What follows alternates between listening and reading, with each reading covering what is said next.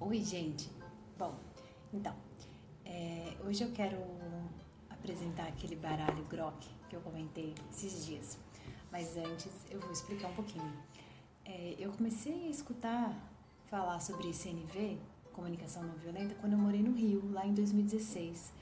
Eu tenho uma amiga que gosta bastante e lá o Dominique Barter, que é um gringo inglês que mora no Brasil já, sei lá, quase 30 anos, ele desenvolve um trabalho muito legal em relação a isso, né?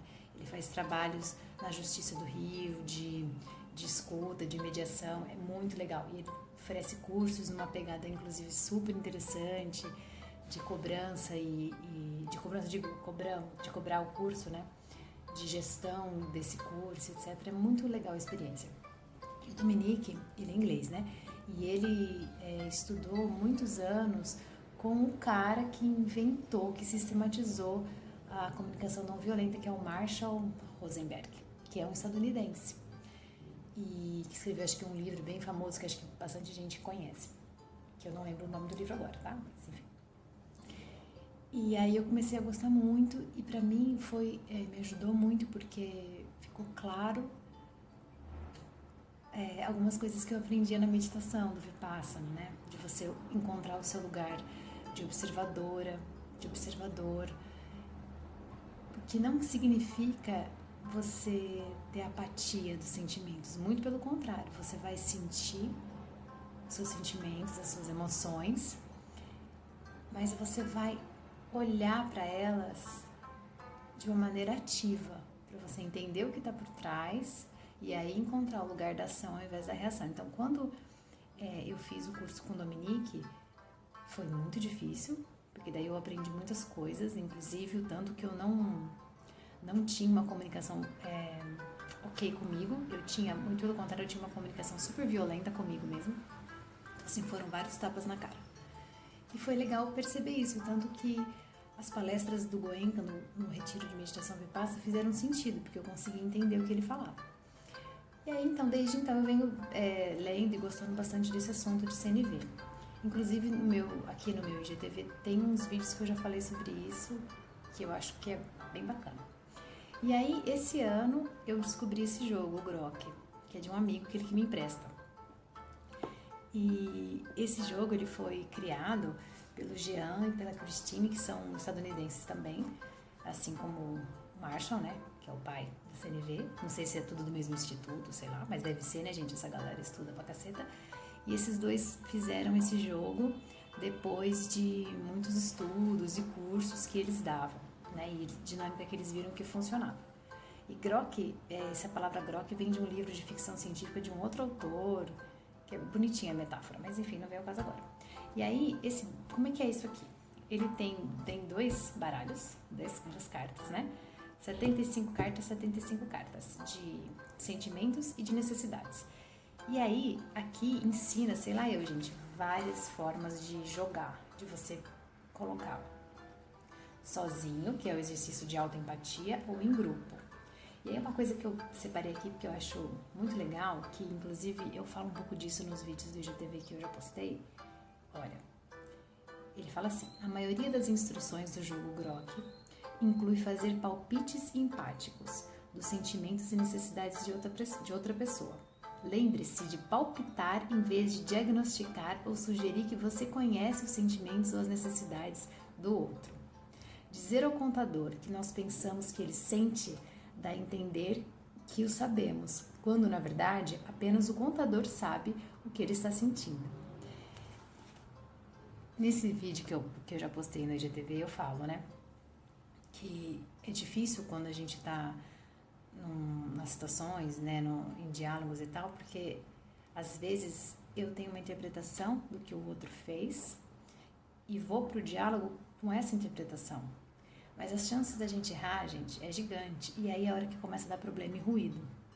Então, por isso que é importante. E no curso do Dominique, a gente aprendia a ser anjo empático. Que é você oferecer uma escuta empática, que nada mais é do que você ir validando o que o outro está falando. Então, você vai mostrando para o outro que você está entendendo o que ele está falando. Então eu tô entendendo que você quis dizer tal coisa. Você quase repete o que a outra pessoa está falando e também vai percebendo as suas emoções e vai falando, que daí a pessoa vai conseguindo ter a contenção que ela precisa para raciocinar. É lógico que fica muito difícil quando esse diálogo está acontecendo numa crise, né? Porque aí as duas pessoas têm que segurar bastante a onda e entrar nesse lugar que eu falei de observador da sua própria emoção no meio da situação. É difícil, por isso que é legal o anjo empático, uma terceira pessoa, né? Para ajudar a gente a pensar.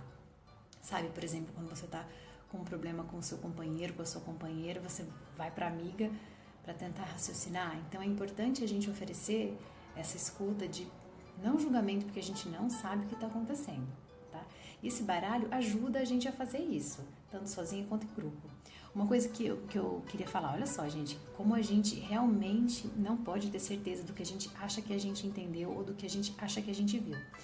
Eu falei pra vocês, nesse final de semana eu e Bia, a gente desceu pra praia.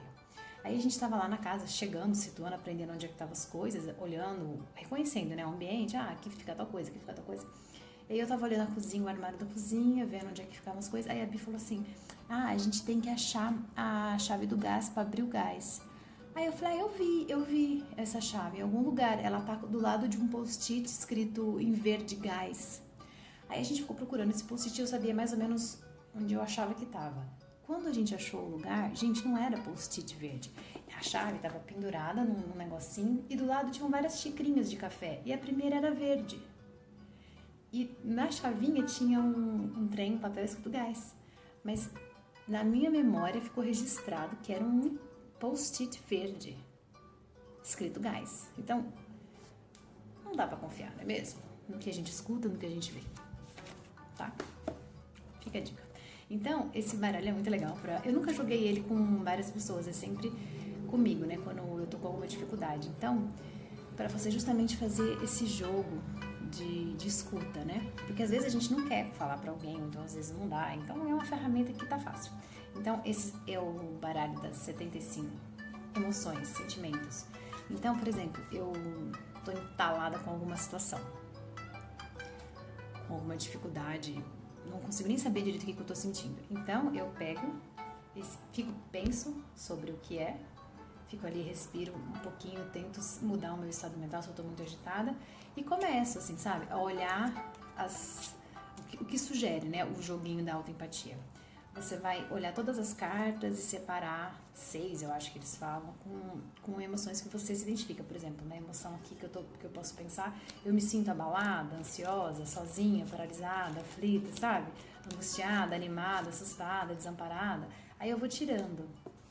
Depois eu faço mais uma limpa e aí depois penso nisso, entendo, identifico as emoções. Aí eu vou pro baralho das necessidades e vejo, é porque eu sinto que eu preciso de ordem, reconhecimento, proteção, segurança, organização, conexão, clareza, confiança, sei lá, pertencimento. Eu tiro todas as necessidades que eu sinto que eu preciso em relação àquilo. E aí, né, que é o difícil, para você ficar pensando sobre isso, só de fazer isso já dá uma boa organizada, mas aí também você consegue, que nem eu sugeri no post, né, você mapeia as suas necessidades e pensa em algumas que você consegue trabalhar no seu dia a dia, assim, sabe?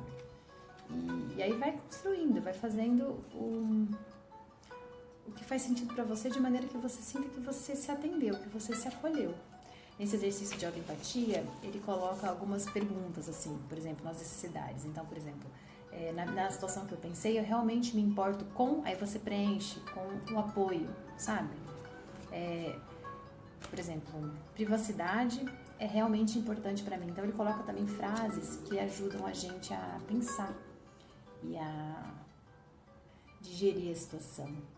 Então também, às vezes também ele coloca aqui coisas que a gente fala às vezes de vitimização. Então, por exemplo, fulano nunca atende as minhas necessidades de pertencimento. Isso também vai ajudando a gente a entender e a colocar melhor. Grok, tá? Esse é o baralho do Grok. Para isso que ele serve, para ajudar a gente a se entender no meio de tanta confusão, no meio de tanta emoção. Mas de qualquer forma, eu acho que sempre já ajuda a gente parar, respirar, silenciar e entrar em contato de verdade com o que está acontecendo de maneira honesta. A gente precisa saber que não tem nenhum sentimento ou emoção errada. Não existe isso. É sempre sobre o que a gente faz depois. Então é sempre sobre a gente encontrar o comportamento ativo ao invés do reativo.